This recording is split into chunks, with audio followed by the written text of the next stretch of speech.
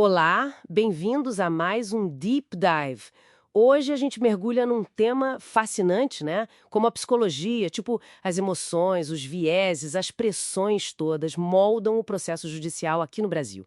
As fontes que a gente analisou trazem uns detalhes bem surpreendentes sobre isso. Temos pesquisas, notas que vão fundo, desde o que passa na cabeça do juiz, a carga mental mesmo, até como o estado psicológico das partes entra nessa equação. A nossa missão aqui é tentar entender essa dinâmica humana, sabe? Dentro daquela estrutura formal da justiça. Então vamos lá. O que será que essas fontes contam sobre a mente de quem julga e de quem é julgado? Olha, um ponto que salta aos olhos logo de cara é que, bom, ser juiz exige muito mais que só saber a lei, né? Essa parte de gerenciar as emoções parece crucial. Exato. O material que a gente viu, ele aponta meio que três pilares para isso. O primeiro seria a empatia. Mas não só simpatia. É a capacidade de entender mesmo as motivações, os sentimentos das partes. O que eles chamam de alteridade, sabe? Entendi. Uma compreensão mais profunda. Isso. O segundo pilar é a tal da continência emocional, que é basicamente assim, conseguir lidar, superar os próprios traumas, a bagagem pessoal, para isso não acabar enviesando a decisão, né? O que, vamos combinar, não é fácil. Imagino que não mesmo. E qual seria o terceiro? O terceiro é o que as fontes chamam de dissociação útil do ego. Parece complicado, né? Mas a ideia é conseguir reconhecer e meio que botar de lado as próprias crises emocionais, as reações mais fortes, para manter a objetividade que o cargo exige. Ah, tipo, não deixar o eu pessoal atrapalhar a função pública. Exatamente. Não deixar que as questões pessoais, digamos, contaminem a toga. Faz todo sentido.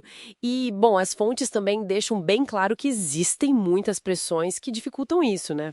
O texto do David Zimmerman organiza bem essas pressões, eu achei. Sim, ele ajuda a entender. Ele divide em três tipos, né? Tem as pressões externas, que não são do trabalho. Vida pessoal, família, grana, essas coisas. O dia a dia de todo mundo, basicamente. Pois é. Aí vem as externas profissionais. O excesso de processos que a gente sempre ouve falar, né? Ser lotado numa comarca que não queria, remuneração, as próprias relações ali no trabalho. Que já é bastante coisa. E ainda tem as internas, a ansiedade, às vezes a culpa por uma decisão difícil, a insegurança com lei nova, tecnologia nova. Olha, é muita coisa mesmo. Nossa! E o ponto-chave que as fontes trazem é como essas pressões podem levar a crises. Algumas eles chamam de resolutivas, que até podem gerar crescimento e tal. Mas o perigo são as patológicas, que causam um desgaste enorme, sabe? E aí podem afetar feio a imparcialidade. Entendi. E as fontes até sugerem algumas saídas, tipo terapia, grupos de reflexão entre os juízes, mas pensando no impacto direto ali, na hora de julgar. Como esses fatores psicológicos, às vezes mais sutis, até inconscientes, podem prejudicar a imparcialidade? Aquelas pesquisas de Fiorelli e Mangini entram nisso, né? Entram, e é uma parte fundamental. Eles listam várias coisas, desde o cansaço físico mesmo, que parece bobagem, mas causa, Aham. lapsos de atenção em momentos-chave. Que podem ser decisivos, né? Exato. Até mecanismos de defesa, tipo a atenção seletiva, que é quando a gente, sem perceber, filtra a realidade para evitar algo desconfortável, sabe? E aí distorce a percepção dos fatos. Caramba! E falam também de pensamentos automáticos, né?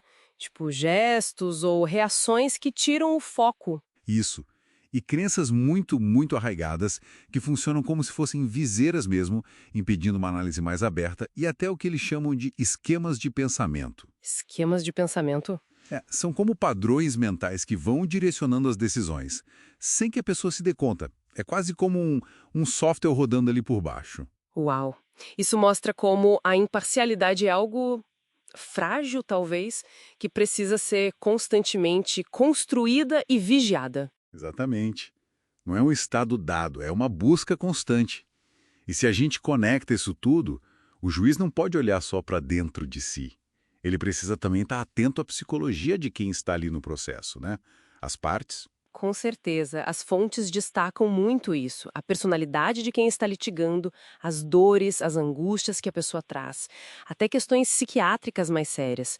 Tudo isso impacta demais o jeito como elas interagem com a justiça, não dá para ignorar. Por isso que se fala tanto, como o professor Felipe Augusto Nascimento destaca, da importância da escutativa, de usar uma linguagem que a pessoa entenda.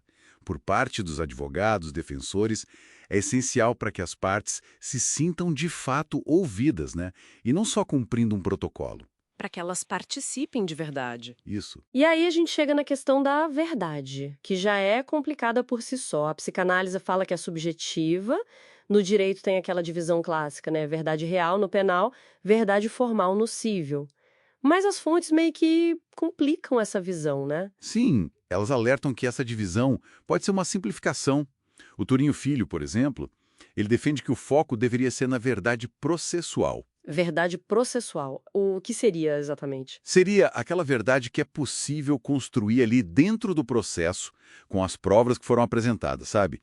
Reconhecendo que tem limites, que a percepção humana falha. Não é buscar uma verdade absoluta, inatingível, mas a melhor versão possível dentro das regras e das limitações. Uma visão mais pé no chão, então. Exato, mas pragmática. E isso puxa uma questão super atual.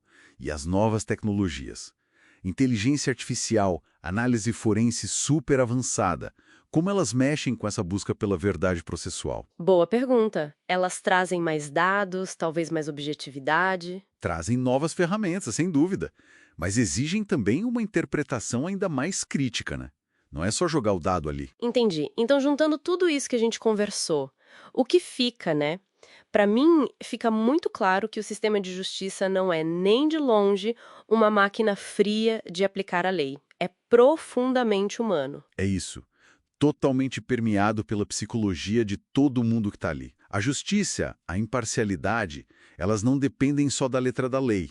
Dependem muito dessa capacidade dos juízes de gerir as próprias emoções, reconhecer os vieses e de entender esses fatores psicológicos que estão em jogo, tanto os seus quanto das partes. É uma dança delicada, né? Muito.